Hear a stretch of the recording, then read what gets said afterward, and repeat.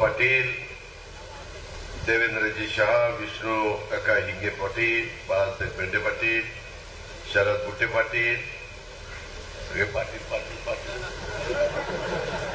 दिलीप मेहते, राजेश काळेजी, रवीजी काळे अभिनेते, विवेक वळसे पाटील, अरुण गिरे, जयसिंग एरंडे, कैलासबुवा काळे, सुनील बाणकेले, रुपालीताई भोजने, संदीप बाणकेले, सुषमाताई शिंदे, संजय गणपतराव इंदुरे, प्रकाशराव गोलप, संग्राम पाटील काळे, निलेश थोरात, वसंतराव काळे, क्रांतीताई गाडवे, इंदुताई उगले, देवीदास दरेकर, अक्षताताई शिंदे, रुपालीताई जगदाळे, नंदकुमार सोनवणे, गणेश कोकणे, जयसिंग काळे, शिवाजीराव ढोबळे, प्रशांत काळे, गौतम भाऊ सोनवणे, तुकाराम काळे, अश्विनीताई तिलकारे, आपल्या गोडेगावच्या सरपंच ज्योतिताई घोडेकर, रुपाली जोडगे, माधवी करणे, रत्नाताई गाडे, विजय घोडेकर, तानाजी शंभूकर, गोडेगाव परिसरातील विशेषतः या पंचक्रोशीतील जमलेले सर्व माझे मतदार बंधू भगिनी, इरफान शेख, माझ्या राष्ट्रवादी काँग्रेस पार्टी, भाजप, शिवसेना, मनसे, रासप, आरपीआय, खरात, कवाडे या सगळ्या राजकीय पक्षांच्या उपस्थित असणारे आजी माजी पदाधिकारी, पत्रकार मित्र आणि माझ्या तरुण मित्रांनो, वेळ बराच झालेला, मला पुढे बऱ्याचशा सभा आहेत आणि मी खरं तर सभांना जातो त्यावेळेस एक तर उमेदवार बोलतो आणि नंतर मी माईक हातात घेतो, पण इथं मग मागाशी बघत असतो, ह्याला बोलला, त्याला बोलला, त्याला बोलला. अरे म्हणलं मी ह्याची भाषण ऐकायला आलोय का माझं भाषण करायला आलोय? ठीक आहे, लोकांना वाटतं बोललं पाहिजे आणि काय होतं, त्या युती म्हणल्यानंतर त्या पक्षाला बोलू द्या, त्या पक्षाला बोलू द्या, त्या पक्षाला बोलू द्या, या पक्षाला बोलू द्या, सगळ्यांना बोलू द्या. अरे सगळ्यांचं आपली भूमिका एकच आहे, महायुतीला निवडून आणायचं आहे. त्याच्यामुळे आपण सगळेजण मिळून तेच काम करतोय.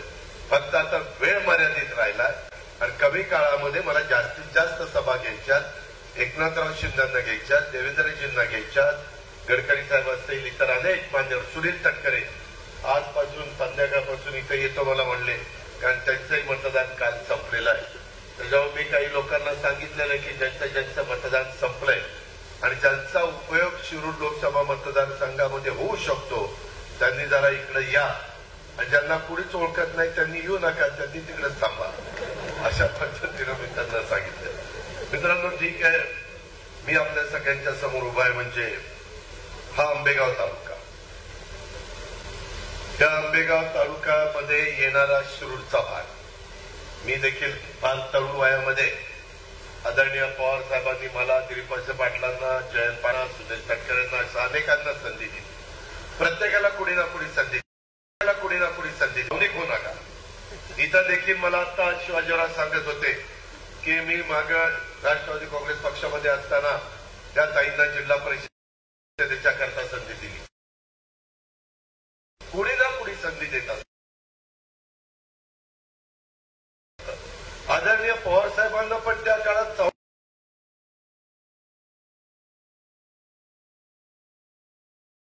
साहेबांनी संधी दिली ना, संधी दिली म्हणूनच साहेब पुढे त्यांचं कर्तृत्व, नेतृत्व, वक्तृत्व दाखवू शकले, प्रशासनावर पकड दाखवू शकले. चव्हाण साहेबांनी 67 ला संधी दिली, परंतु इतिहास असं सांगतो 78 ला साहेबांनी चव्हाण साहेबांना सोडलं.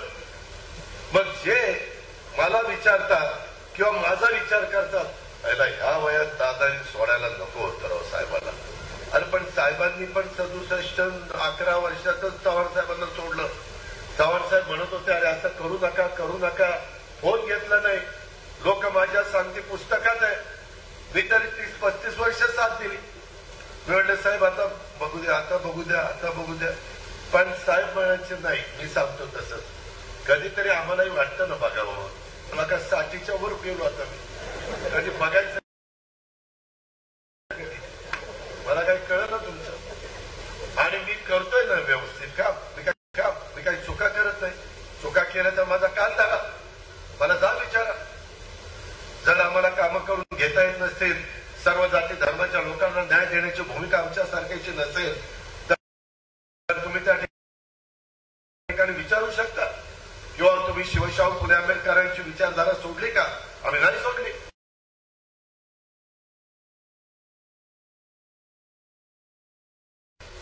आम्ही त्याच विचारधारेने पुढे चाललोय. आणि म्हणून माझं विनंती आहे, आता काही जण का दिलीप वळसे पाटलांनी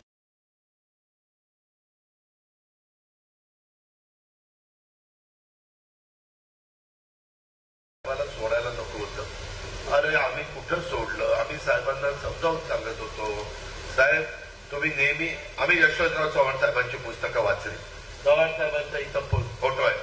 चव्हाण साहेब सांगायचे, सत्ता असल्याशिवाय तुम्ही बहुजन समाजाला, मागासवर्गीयाला, आदिवासीला, अल्पसंख्याकाला मदतच करू शकत नाही. माझ्याकडे सत्ता नाही, दिलीपरावांच्याकडे सत्ता नाही, आणि नुसतंच म्हणायचं आम्ही असं करू, आम्ही तसं करू. अरे सत्ता नाही काय करू? विरोध झाली त्याच्यातला 1 रुपया मिळाला नसता, सरकारमध्ये नसतो तर. शेवटी दिलीप वळसे पाटलाचा फायदा झाला नाही. आंबेगाव तिथं आम्हाला सांगण्यात आलं की मागे एक चक्रीवादळ झालेलं होतं आणि त्याच्यामध्ये हिरडा उत्पादकांचं मोठं नुकसान झालं, त्याला भरपाई द्या. जर आम्ही सरकारमध्ये नसतो तर 15 दिवसात भरपाई मिळाली असती. 15 पण नाही, 8 दिवसातच दिली. 15 कोटी दिले का नाही? सगळी सोंग करता येतात, पैशाचं सोंग नाही करता येत. आणि गेलेलं जसं एखादं पीक वाया गेलं, 3 वर्ष शेतकरी उपजायला येत नाही, पुन्हा त्याची घडी बसायला. त्याच्यामुळे आम्ही सतत विचार करत असतो. मगाशी शिवाजीरावांनी सांगितलं डीपीडीसीचा निधी असेल. आज मी तुमच्या पुढे येताना मी डीपीडीसीचा पण निधी दिलीप वळसे पाटील साहेबांना देखील या ठिकाणी जवळपास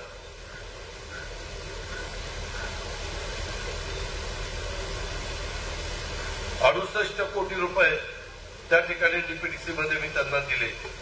या पद्धतीनं आपण कामं करू शकतो. यंदा तर मी जिल्हा नियोजन समितीच्या करता 67 कोटी एवढे पैसे दिले. 1000 कोटीचं माझं बजेट होतं. आता 1250 कोटीचं माझं म्हणजे आपल्या जिल्ह्याचं. त्याच्यातून आपल्याला विकास करायचा. लोक आपलं पाणी आहे उशाशी आणि काही जण पाणी घेऊन चाललेले, त्याचाही विचार करत नाही. त्याच्याकरता कोण भांडतं? अरे पाणी न्या ना, परंतु जेवढं पाणी आम्हाला जुन्नर आणि आंबेगावला लागतं तेवढं ठेवा. वर बोगदा काढा आणि ओव्हरफ्लोचं पाणी घेऊन जावा. परंतु तुम्ही खाल्लं बोगदा काढला की आम्ही काय उन्हाळ्यामध्ये ठोठो चुना लावून बोगडत बसावं काय करावं काय? याचा विचार काहीतरी करता की नाही? अरे बाबांनो, तुमच्या अंगात किती पाणी असेल तर धरणात पाणी नसेल तर काय करू शकत नाही शेतकरी. मी पण शेतकऱ्याच्या पोटचा आहे. मी पण त्या ठिकाणी शेतीवाडी करतोय. कालच मतदान केलं, आईला घरी सोडलं. आई म्हणली दादा रानात बरेच दिवस गेला नाही. म्हटलं आई चाललो रानात, राऊंड मारला आणि नंतर बाकीच्या कामाला. शेवटी शेती असेल तर तुम्ही आम्ही आहे, तर तुमचा माझा प्रपंच आहे, तर आपल्या मुलाबाळांचं कल्याण आहे. हे आम्हालाही कळतंय. जरा आम्हाला उशीर झाला ना, कांद्याच्या बद्दलचा जो निर्णय घ्यायला झाला त्याच्यामध्ये आम्ही मोदी साहेबांना मी त्या दिवशी पुण्याच्या सभेत सांगितलं, मोदी साहेब कांद्याची निर्यात चालू केली पाहिजे. ते म्हणले ठीक आहे आपण चालू करू. केली चालू. भाव वधारायला लागले. माझा दूध उत्पादक शेतकरी अडचणीत आला. आम्ही बसलो, विष्णू असेल, भगवानराव पासलकर असेल, त्यांनी सगळ्यांनी सांगितलं दादा भाव फार 27-28 ला आले, परवडा ना. म्हणलं 5 रुपये लिटरला वाढून देऊ. डीबीटी मध्ये काही लोकांना कदाचित पैसे मिळाले नसतील. त्याचं कारण असं आहे की काही कागदपत्राच्या बद्दल ऑनलाईन करताना त्रास होतोय. आता आचारसंहिता असल्यामुळं मला आदेश देता येत नाही. आचारसंहिता संपल्यानंतर एकनाथराव शिंदे, देवेंद्रजी, अजित पवार, राधाकृष्ण विखे पाटील आम्ही एकत्र बसू आणि काय तिथं अडचण आहे, काय तिथं त्रुटी राहिली, काय केलं तर माझ्या शेतकऱ्यांना ते पैसे जातील. 188 कोटी आले, परंतु पुढचे काही राहिलेले आम्हीच देणार, दुसरं पुढे येणार नाही. ही समोरची गप्पा आणायला येतात ना, अरे मीच त्यांना तिकीट दिलं होतं, मी शोधून आणलं होतं, चला या म्हणतो माझ्याकडे. माझ्या घरी दुपारी जेवायला घातलं, सतत उद्धव ठाकरेंचे फोन येत होते. म्हणलं उद्धव ठाकरेंचा फोन घेऊ नका, ते फोन आणि माझ्या खिशात दिला टाकून. आणि मग माझ्या प्रेमकोट बंगल्यावरून धनंजय मुंडे विरोधी पक्ष नेता होता तिथे नेलं आणि प्रेस बोलवली. प्रेसला सांगितलं, गमछा टाकला, म्हणजे दादा उभा राहतो पण सगळं बघायचं तुम्ही दिलीपरावांनी, मी काही बघणार नाही, मी फक्त भाषण करणार. आणि म्हणलं सगळं जे काही नियमाने खर्च करायचा असतो तेवढा खर्च करू, काळजी करू नको, जीवाचा राज करू. निवडून आणला. नंतर 2 वर्षांनी म्हणलं दादा मी सेलिब्रिटी आहे. म्हणलं मग? नाही मी अभिनेता आहे. अरे म्हणलं आहे ना माहिती. नाही दादा मी कलाकार आहे. दादा मी मालिका करतो, छत्रपती संभाजीराजांची मालिका करतो. म्हणलं त्याच्यामुळे काय बहिणी तुला चिक्के मारलं, बटणं दाबली.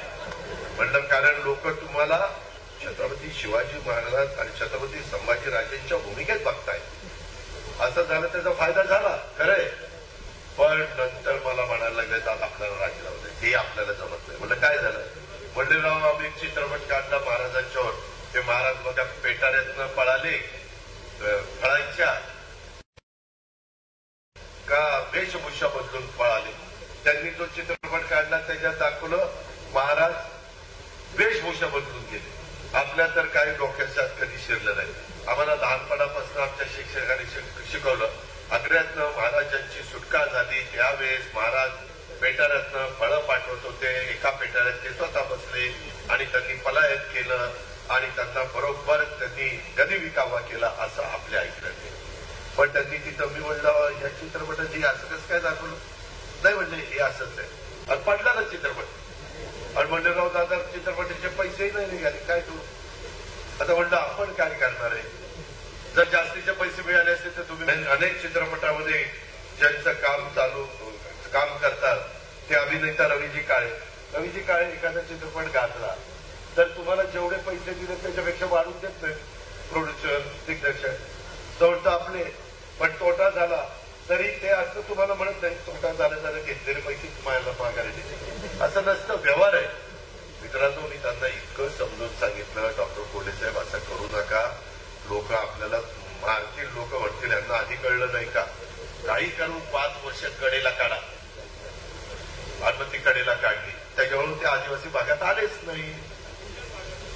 तिथं मग मालिकेचं कोण, मालिकेमध्ये जे रात्री शूटिंग चालतं ते शूटिंग कोण करणार? तुमच्याकडे पाणी बघायचं, तुमचे प्रश्न सोडवायचे, तुमच्या अडचणीचं काही कामं करायची, कामचं शूटिंग करायचं. आमचं पहिलं ध्येय शूटिंग करणे, आमचं दुसरं ध्येय आहे चित्रपटामध्ये काम करणे, नंतरचं ध्येय वेळ पडली तर पैशाकरता नथुराम गोडसेंची भूमिका करणे. सगळं आम्ही करतो. एकदम विरोधाभास, एकदम छत्रपती शिवाजी महाराज, स्वराज्य रक्षक छत्रपती संभाजीराजे, आणि तिथून एकदम ज्याने महात्मा गांधींचा खून केला त्या गोडसेंची भूमिका. काय करायचं? अरे पैशाकरता तुम्ही कुठलीही भूमिका करणार. काही अभिनेते ज्याच्यातनं लोक व्यसनाधीन होतील अशा प्रकारच्या जाहिराती करत नाही. ते म्हणतात नको असले पैसे, ते पैसे काही कडेला जाऊ शकत नाही. त्या गोष्टीचा विचार करा. मला तर म्हणलं होतं आता मी काही राजकारणात येणार. आणि मी ज्यावेळेस भूमिका घेतली मी साहेबांना आधी सांगितलं होतं, मी एकटा नव्हतं. भुजबळ साहेब होते, दिलीप पाटील, प्रफुल्ल पटेल, सुनील तटकरे, धनंजय मुंडे, अफसर मुश्रीफ, सगळे 80% लोक होतं. हे जयंत पाटील वगैरे सगळे माझ्यावरच होते. लास्टला ते म्हणले नाही आता येत नाही. म्हणले येत नाही तर बसते. आणि म्हणलं आम्ही मग 2 निर्णय घेतला. त्याच्या आधी साहेबांनी मला सांगितलं अजित आता मी राजीनामा देतो. म्हणलं का? नाही म्हणले आता माझं वय झालं, मी राजीनामा देतो, तुम्ही सगळ्यांनी हा पक्ष चालवा. म्हणलं ठीक आहे. आणि त्यांनी जाहीर केलं. पुन्हा 2 दिवसांनी म्हणले अजित नको, लोक म्हणतात की तुम्ही चालवा. अहो म्हणलं लोक म्हणणारच, लोकांना काय जाते म्हणाला. आता साहेब आजारी आहे, परंतु जे उमेदवार आहेत नाही साहेब हेलिकॉप्टर पाठवून देतो याच आम्हाला सभेला. त्यांना काही घेणं देणं नसतं. लोक स्वार्थी असतात. जोपर्यंत आमचे हातपाय व्यवस्थित आहे तोपर्यंत लोक आमच्या मागे येतात. मी आरआरचं उदाहरण बघितलं. आरआरला एकदा बघा 26/11चा हल्ला झाला आणि त्याच्यात आरआरने मला न सांगता त्याला राजीनामा दिला गेला निघून.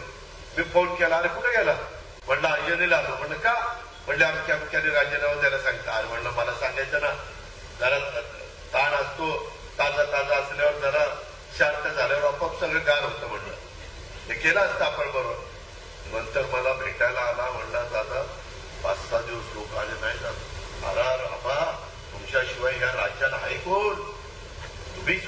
नेते आणि 10-15 दिवस झाल्यावर कुत्रही इथं म्हणले तिथं एकटाच बसायचा. मग मी त्याला हेलिकॉप्टर पाठवलं, 6 महिन्यांनी आणलं, राष्ट्रवादी काँग्रेस पक्षाचा अध्यक्ष केला आणि पुन्हा त्यांनी कामाला सुरुवात केली. हे माहिती का असं आहे. आता आंबेगावकरांनो, सातगाव पडराच्या लोकांनो, माझ्या आदिवासी समाज बांधवांनो, आया बहिणींनो, आज आपले दिलीप वळसे पाटील साहेब आजारी, त्यांना तिथं राहत नाही. मला म्हणतात दादा मी व्हीलचेअर घेऊन जातो तिथं लोकांना भाषण देतो. म्हटलं अजिबात नाही, आम्ही लोक आहोत. तुम्ही जो प्रचार करणार आहे तोच प्रचार आम्ही करणार आहे गाड्याचा. आम्ही दुसरा प्रचार करणार नाही, काळजी करू नका असं मी त्यांना सांगितलं. आणि म्हणलं आता दवाखान्यात जोपर्यंत धडधाकट होत नाही तोपर्यंत सोडायचं नाही. देवेंद्रजींना सांगितलं, विष्णूला सांगितलं, बाळासाहेब बेंडेंना सांगितलं, सगळ्यांना सांगितलं आता तुम्ही काम करायचं. मागे 2004ला असाला प्रसंग माझ्यावर आला होता, राष्ट्रवादी काँग्रेसवर आला होता. पवार साहेबांनी सांगितलं अजित आपल्याला गंभीर आजार झालेला आहे, ऑपरेशन केल्याशिवाय गत्यंतर नाही. साहेबांना सांगितलं फॉर्म भरा आणि ऑपरेशनला बिस्कॅट दिलं जावा, सगळी जबाबदारी आपण सांभाळतो. आजपर्यंत बारामती भागामध्ये फक्त फॉर्म भरायचा आणि शेवटच्या सभेला यायचं, बाकी सगळा हा पट्ट्या बघायचा. लाखांच्या मतांनी निवडून आणायचं. मी एकटा नव्हतो, तुमच्यासारखे तिथं कार्यकर्ते होते, पण म्हणायला काय जाते हा पट्ट्या करायचा. मित्रांनो, गमतीचा भाग जाऊ द्या, परंतु मी आपल्याला सांगतो आज देखील आपला नेता ज्यांनी आपल्या आंबेगाव शिरूरचा चेहरा मोहरा बदलला. आज पण मला सारखं दादा देवेंद्र फडणवीसजी आम्हाला कुठल्याही परिस्थितीमध्ये जे कलमोडी धरण सातगाव पठारे येथील वेळ नदीवरील 9 कोल्हापूर पद्धतीचे बंधारे, नंतर उपसा सिंचन योजना या प्रकल्पाचे 3 घटक, माझ्या आंबेगाव तालुक्यातील 9 कोल्हापूर पद्धतीच्या बंधाऱ्यांची कामं 9ला पूर्ण झाली. कलमोडीचं काम 10ला पूर्ण झालंय. साधारण 2 टीएमसीचं धरण आहे.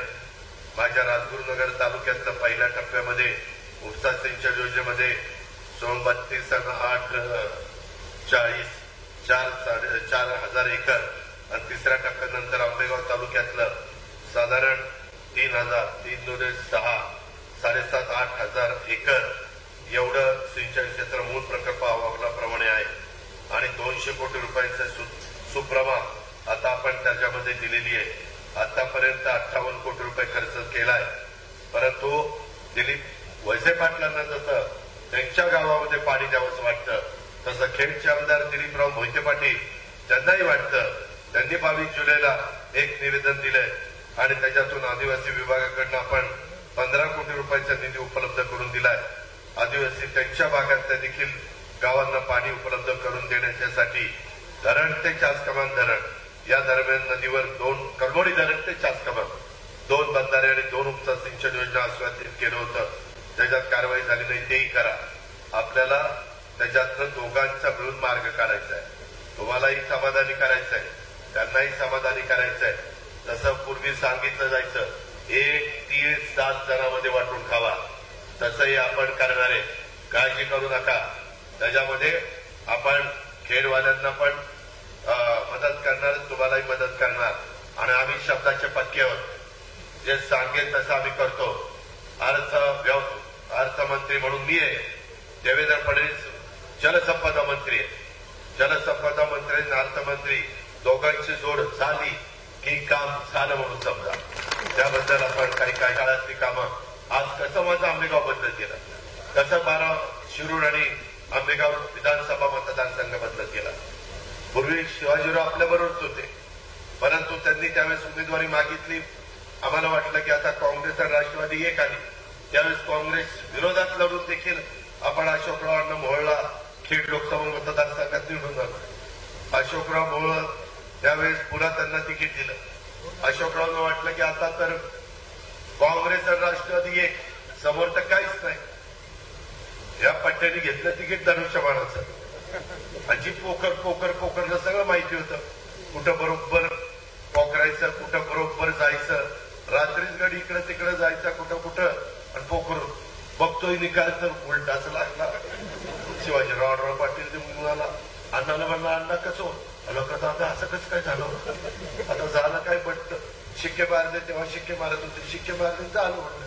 करणार काय? शेवटी निवडणूक पडल्यानंतर काळजी न लढवायची असते. उगीच असं तसं बघून चालत नाही. आज तुमच्या इथं अनेक प्रकारे कोल्हापूर टाईप बंधारे झाले, तुमचा भीमाशंकर सहकारी साखर कारखाना उत्तम चाललाय, राज्यात एक 15 पहिला 5 मध्ये येतोय, शरद बँक तुमची उत्तम चाललेली आहे, तुमच्या संस्था चांगल्या चाललेल्या आहेत. आता मी शिवाजीराव पाटलांच्या तिथं हेलिकॉप्टर उतरवलं त्यांच्या ग्राउंडवर शाळेच्या, ही शाळा त्यांची उत्तम चाललेली आहे. त्यांच्या पण ज्या संस्था काढल्या, क्रिकेटचं ग्राउंड, बाकीचं मुलांना खेळायला नवीन मुलं तयार करायला स्विमिंग पूल, सगळ्या गोष्टी ते करतात. माझ्या आदिवासी भागातली मुलं दरवेज असतात, चलाक असतात, त्यांना ट्रेनिंग दिलं की ते नंबर्स काढतात. ती आपली कल्पना याची नाशिकची ती आदिवासीच ना, ती पहिली आली ना. अशा बऱ्याच मुलांना ट्रेनिंग देण्याची गरज आहे आणि ते आपण सगळे करतोय. आपण इथलं इंजिनिअरिंग कॉलेज असेल, बाकीच्या सगळ्या शिक्षण संस्थांचं जाळं तुमच्या इथं उभं केलं. राज्य सरकारचा निधी मोठ्या प्रमाणावर तुमच्या विधानसभेमध्ये देण्याचं काम केलं. आरोग्याच्या सुविधा तुम्हाला दिल्या. त्यावेळेस मला कोरोनाच्या काळात मला वाटतं 6 कोटी मागितले होते, 12 कोटी मागितले होते, 12 कोटी मी दिले. का तर माझे आंबेगाव तालुक्यातले लोक आजारी पडू नये, पडले तर उपचार करता यावेत, करोनातून बाहेर निघावे, ही आमची भावना. आम्ही कुठेही कमी पडलो नाही. आता इथून पुढच्या काळामध्ये देखील आपल्याला अजून काही चांगली कामं करायची.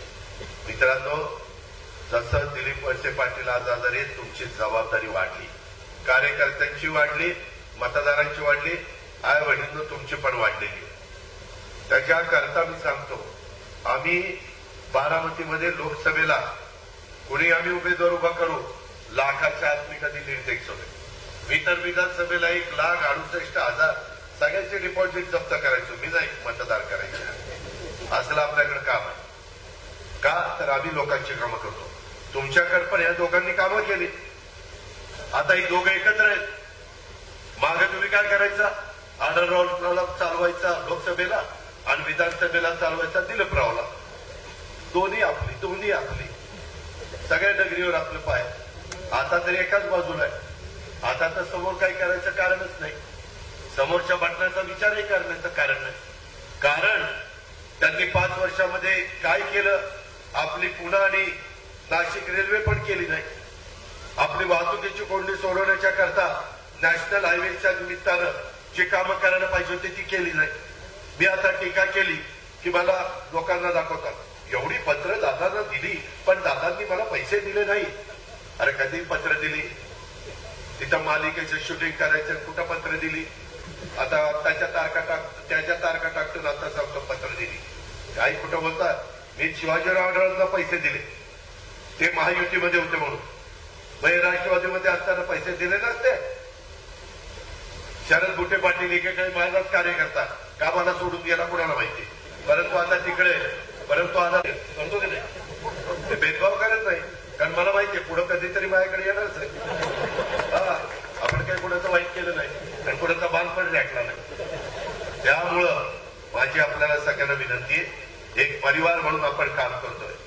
मला केंद्रातनं मोठ्या प्रमाणावर निधी आणायचा आहे. तो निधी मोदी साहेबांना अमित शहा देऊ शकतात. आपण मागच्या वेळेस बारामती लोकसभा आणि शिरूर लोकसभा या दोन्ही मतदारसंघातनं आम्ही सांगितलेले उमेदवार निवडून तुम्ही दिले. मी त्यांना म्हणायचो निधी आणा. ते म्हणायचे दादा आपल्याला निधी मिळत नाही. का मिळत नाही?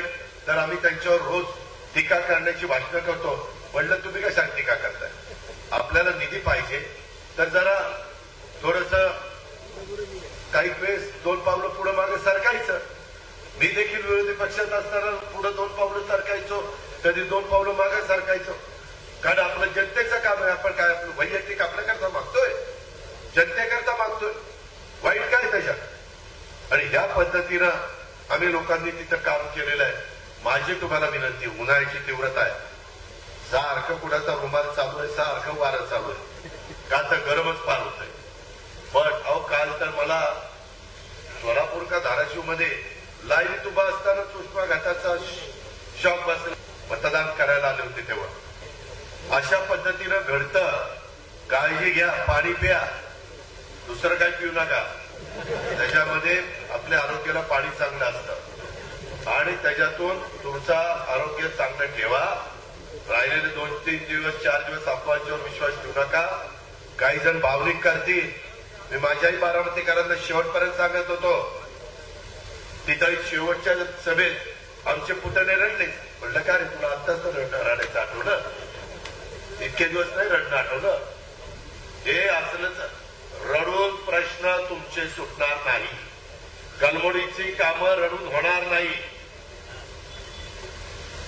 राजकारण करताना रडून राजकारण करायचं नाही. आलेला कार्य करूनच राजकारण करायचं असतं. ही गोष्ट तुम्ही लक्षात घ्या. त्याच्यामुळं काही जण वेगवेगळ्या प्रकारचा प्रचार करतील. मला काही झालं तरी आता काही दिलीपरावांनी पण मोठे ज्यांना संधी दिली कारखान्याचं मार्केट कमिटीला, ती पण तिकडे निघून गेला. त्याला तर वाटायला लागलं उद्याचे ते आमदार. आणि आता आमच्या समोरच्या पार्टीचे जे येणार नाही त्याला म्हणतात ये आणि त्याला म्हणतात तुला आमदारकी, तुला आमदारकी. मी इंदापूर तालुक्यात तिघांना सांगितलं त्यांनी आमदारकी. मी तिघांना वेगवेगळं घेतलं आणि स्पीकरवर फोन लावला. म्हटलं काय तुला काय सांगितलं? म्हणजे आपल्याला आमदारकीचा शब्द दिलाय. तर दुसऱ्यानं म्हणलं ऐक झाले ऐक. नंतर त्याला तिसऱ्याला घेतला. म्हणलं काय रे काय झालं? साहेब दादा मला आमदारकी देणारच आहे. ते म्हणले तुझीच आमदारकी. झालं तिघं तर उतारी पडलेच तिथं. म्हणलं ही बघ असलंय. ज्यावेळेस वेळ येते ना माणूस कशालाही हो म्हणतो. तू म्हणशील ती पूर्व दिशा इकडं हा ही पूर्व. असं नसतं. आम्ही खोटं बोलणार नाही. आम्ही वेगवेगळ्यांना संधी देऊ. तुम्ही काळजी करू नका. परंतु आपला नेता दिलीप वळसे पाटील या दवाखान्यात आहे. दिलीपरावांना कळलं पाहिजे की साहेब तुम्ही आमच्यावर इतक्या आतोनात प्रेम केलं. आमच्या शिरूर आणि आंबेगाव विधानसभा मतदारसंघाचा असा विकास केला, असा कायापालट केला हे आम्ही विसरू शकत नाही. आणि त्या पद्धतीनं मशीनवर जाल पाहिल्या त्यावेळेस ते डोळ्यासमोर आणा.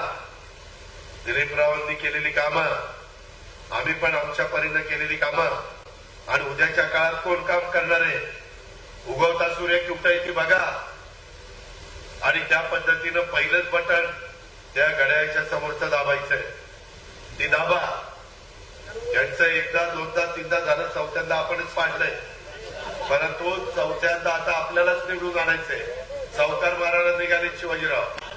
त्याकरता तुमचं पवित्र मन माझी हात जोडून विनंती आहे. तुम्ही कामाच्या बद्दल काही काळजी करू नका. खूप चांगल्या साडगाव पठार करमुडीचा पटकन गेला. आम्हाला पाणी सुद्धा प्यायला नाही. काय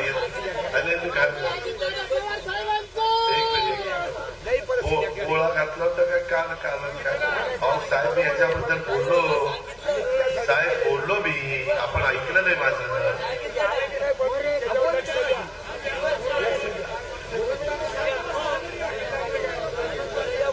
तुम्हाला कोणीतरी सांगितलेलं नसते जाऊन असं तिथं बोल. आता काय त्याचा देवीच्या पूजेला बसून बोलतोय तरी कसं कळत. आम्ही काम करायला आलोय साहेब, गप्पा मारायला नाही आलो. आणि जर नाही झालं तर विधानसभेला विचारा ना. का रे अजित पवार घोडेगाव लय आवाज चढवत होता, कुठे गेलं काम वाजून केले वाजून. फक्त कामाची सुरुवात तर नक्कीच झालेली असेल. आपला शब्द आहे. आपण शब्दाचा पक्का आहे. म्हणूनच 19ला देवेंद्रच्या बरोबर सरकार केलं होतं. आणि माझ्याच सुट्ट्याने सांगितलं होतं त्यांच्यावर सरकार करायला. आणि मलाच मिटिंगला घेऊन जात होते. आणि नंतर तेच बदललं आलं. म्हणलं आपण कसं काय बदलायचं? 6 मिटिंग झालं राव साहेब असं कसं नाही. म्हणलं आता याला सोडायचं आता शिवसेना. म्हणलं ही कसं काय चालत? म्हणलं आपण नाही आपण त्यांना शब्द दिलाय. मी त्यांचा शब्द पाळला. नंतर काय व्हायचं ते होईल. आपण शब्द पाळला. त्या पद्धतीनं मित्रांनो मी कोणाला दुखवत नाही. आता काल मी माझ्या आईला मताला घेऊन गेलो. काय नुसत्या टीव्हीला बातम्या. दादांनी आईला मताला घेऊन. अरे चालेल तो माझी आई मीच नेणार का तुम्ही नेणार आहे? तिनं मला तिच्या पोटी मी जन्माला आलो. ती माझी आई आहे. ती मला म्हणली अजित तू मताला जा. नेहमीच मी नेतो. ज्यावेळेस पण मी नेलं ती म्हणलं मी तुझ्यावरच मताला येणार. आधी मताला. तरी दादांनी ह्याच्यात राजकारण. अरे कसं राजकारण आणलं? तुझ्या घरात आई वडील असल्यानंतर तू मताला घेऊन जात नाही का? हाताला धरून देत नाही का? हे सगळे नौटंकी हो, यांचा काही विचार करू नका. यांना काही घेणं देणं नाहीये. दिलीप वळसे पाटील, शिवाजीराव आढळराव, आमची महायुती, आम्ही सगळेजण तुमचे प्रश्न सोडवण्याच्या करता खूप काही प्रश्न त्या ठिकाणी आहेत. विशेषतः भीमाशंकर अभयारण्याचा प्रश्न केंद्राच्या माध्यमातून सोडवावा लागेल. आम्ही शिफारस करू, केंद्रामध्ये शिवाजीराव आढळराव पाटील तिथं फॉरेस्ट मिनिस्टरला भेटतील. त्यांचं जरा कमी पडलं तर आम्ही पण तिथं रेखा लावू आणि त्या पद्धतीनं करून घेऊ. धरणाच्या आतील बाहेरील प्रश्न सोडवले जावेत. त्याच्यामध्ये मदत पुनर्वसन खातं आणि भाईदास पाटील आपल्याच राष्ट्रवादीकडे, त्यांना बोलू आणि आपले काही धरणाच्या आतले बाहेरचे प्रश्न असतील तर ते पण आपण त्या ठिकाणी सोडू. त्याला निधी लागणार असेल तर निधीच्याही बद्दल आपण मुख्यमंत्र्यांशी बोलू. आपला हजरत अलीचा दर्गा, आपलं मागं हरिश्चंद्र महादेव देवस्थान, याही संदर्भामध्ये लोकांची श्रद्धा आहे, लोकांच्या भावना आहेत. जिथं लोकांची श्रद्धा असते, जिथं लोकांच्या भावना असतात, तिथं आपण हायगाई करत नाही. फक्त तुम्ही कुठेही जातीपातीचा नात्यागोत्याचा विचार करू नका. इथं सर्व धर्म समभाव. आपल्या नवी स्वराज्याची स्थापना महाराजांनी केली. जरा बाजूला महाराजांनी केली. त्याच्यामध्ये महाराजांनी 18 पगड जाती 12 बंधुतेदारांना एकत्र घेऊन त्या ठिकाणी नवी स्वराज्याची स्थापना केली आणि त्याच रस्त्याने आम्ही पुढे चाललेलो आहे. 35 लाख दिला का द्यायचा आहे? त्यावेळेस मी अल्पसंख्याक विभागाला माझ्या अल्पसंख्याक सहकार्यांना सांगू इच्छितो, मी मौलाना आझाद महामंडळाचं भागभांडवल 1000 कोटी रुपये आम्ही महायुतीनं केलं. एकनाथराव देवेंद्रजी मी. त्याच्यानंतर आम्ही तिथं कर्ज प्रकरण करण्याच्या करता काही त्रुटी होत्या. जसं दुधाचं बिल मिळालं, तुम्हाला त्रास होतोय अनुदान, तसं त्या त्रुटी सगळ्या दूर केल्या. कॅबिनेटला निर्णय घेतला. आता त्याही वर्गाला त्याच्यात मदत होईल. वक्फ बोर्डाच्या जमिनी कुणी लाटत होतं, त्याच्यामध्ये पण काही दुरुस्त केली. काही ठिकाणी दफनभूमीला वॉल कंपाऊंड, कुठं दर्ग्यासाठी काही मदत, अशा प्रकारे यंदा आपल्या राज्यामध्ये मोठ्या प्रमाणावर अल्पसंख्याक विभागाला मदत केलेली आहे. मनसरला 3.5 कोटी रुपये दिले. त्याला आम्ही करतोय. बाकीचे नुसतेच आमच्या नावाने शंका फोडतात की हे देणार नाही. आम्ही सगळ्यांना देतो. जे देतात, काँग्रेसवाल्यांनी इतके दिवस अल्पसंख्याकांची फक्त मतं घेतली, बाकी काही दिलं नाही. नुसतं तोंडाला पानं पुसायचं काम केलेलं आहे. मगाशी आमचे आरबीआयच्या नेत्यांनी सांगितलं बोलत असताना, नरेंद्र मोदी साहेबांनी संविधान दिन सुरू केला. तुम्ही तर बाबासाहेब आंबेडकरांचं आणि नंतर निवडणुकीला उभे राहिल्यावर काँग्रेसवाल्यांनी बाबासाहेबांना पराभूत केलं. बिनविरोध निवडून नाही दिलं. काय गेलं असतं हे? बिनविरोध दिलं असतं तर एवढा हुशार माणूस, कर्तबगार माणूस होते ना ते. निवळ वापरून घ्यायचं, नंतर सोडायचं, अशा प्रकारची या समोरच्यांची नीती आहे. त्यांचा अजिबात विचार करू नका. माझ्या आंबेगाव तालुक्यामध्ये पांडवदरा, लपा योजना, निगोटवाडी, तिथं पण प्रशासकीय मान्यता आपण 17 कोटी 25 लाख रुपयाची दिलेली आहे. त्याच्यामध्ये साधारण 912 घनमीटर पाणी साठा होणार आहे आणि 200 हेक्टर म्हणजे 200 हेक्टर आणि 500 एकर जमीन सिंचनासाठी येणार, खोलीच्या खाली येणार आहे.